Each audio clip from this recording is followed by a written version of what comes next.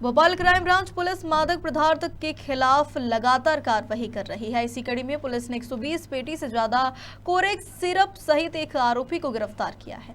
दरअसल 100 क्विंटल गांजा, 36 किलो चरस के बाद अब नशे में उपयोग हो रही कोरेक्स सिरप के साथ क्राइम ब्रांच पुलिस ने शाहजहानाबाद थाना क्षेत्र से एक आरोपी को दबोचा है, जो अपने घर से महंगे दामों में कोरेक्स बेचता था। फिलहाल पुलिस आरोपी से पूछताछ कर रही है। क्राइम ब्रांच द्वारा जो भोपाल में ऑपरेशन अंकुश चलाया जा रहा है, उसके संबंध में लगातार जो भी सूचनाएं मिल रही हैं उस पर कार्रवाई की जा रही है। रिसेंटली हम लोग को ये एक सूचना मिली थी कि शाहजहानाबाद में एक स्थान पर कुछ बॉक्सेस में जो कोडीन युक्त कफ सिरप है उनका भंडारण किया गया है और उसको इलीगल रूप से बेचे जाने की संभावना है।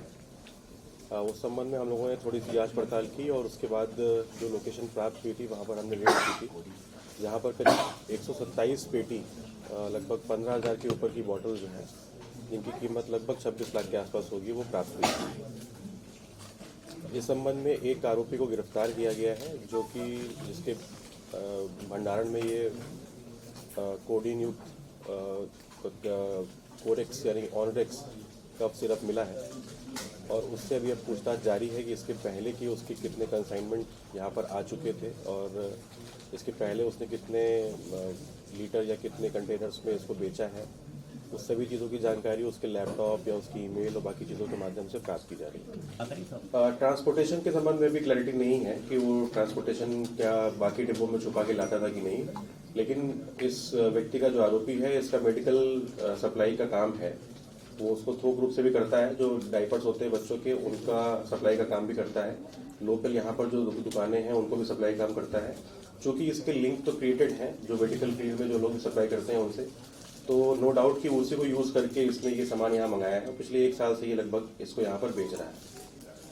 अभी चूँकि इसकी पीआर में पूछताछ शुरू नहीं हुई है, इसकी पीआर में पूछताछ शुरू होगी तो भोपाल में इसके क्या लिंक है, भोपाल में किन दुकानों को कहाँ पर रखने के लिए बेचा है, किसको बेचा है, उसकी जानकारी जो है वो मिल जाएगी। एक वरिष्ठ अधिकारी की तरफ से एक शिकायत प्राप्त हुई थी कि उनके खिलाफ सोशल मीडिया में कुछ पेपर कटिंग्स और एक चैट वायरल की जा रही है, जो कि प्राइमा फेसी फर्जी लग रही है और उसके संबंध में उन्होंने शिकायत की थी।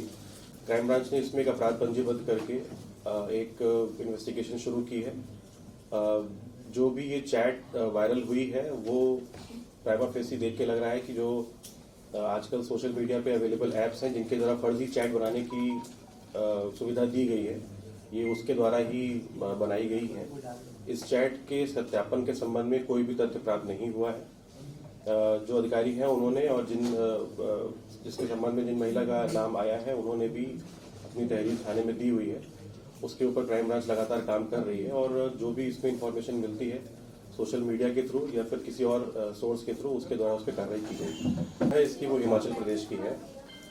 जितने भी फेंसिडिल और कोरेक्स यानी कि कोडीन युक्त जितने भी बैंड सब्सटेंसेज हैं, उनकी मोस्टली जो इंडिया में मैन्युफैक्चरिंग है वो हिमाचल प्रदेश के थ्रू ही होती है। पहले भी वहाँ की पुलिस द्वारा लोकल क्षेत्रों में कार्रवाई की गई है और भोपाल में भी इसके पहले और मध्य प्रदेश के अन्य जिलों में भी इस पर कार्रवाई की गई है। फेंसिडिल तो ऑलरेडी टोटली बैंड है।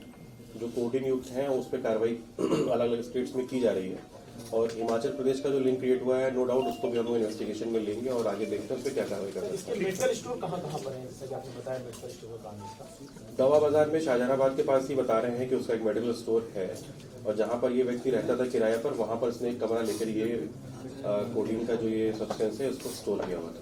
मेडिकल का काम वो करता है, इसके अलावा उसका मेडिकल स्टोर का काम भी है और ये जो उसने सप्लाई की हुई है इसकी भी हम उसके जो उसका इनवॉइस है, जो उसके रजिस्टर्स हैं, जो उसके मेल है, उसकी खंगाल के जांच पड़ताल कर रहे हैं, तो उसको देखेंगे। अभी फिलहाल जो पहली कार्रवाई हुई थी मैहर की, सतना कटनी की, वहाँ तक की सप्लाई की चीज़ें सामने आ रही हैं। भोपाल के मेडिकल स्टोर्स पे सप्लाई का कोई अभी लिंक क्रिएट नहीं हुआ है, लेकिन इसके भंडारण को लेके और इसकी बिक्री को लेके अभी तक किसी प्रकार का कोई दस्तावेज वो पेश नहीं कर पाए, जिसके बारे में उनसे जानकारी मांगी गई है और अभी तक इस प्रकार का कोई तथ्य सामने नहीं आया है कि वो उनके पास कोई भी लीगल बैकिंग है इस चीज़ को बेचने की और इस स्तर पर भंडारण करने की।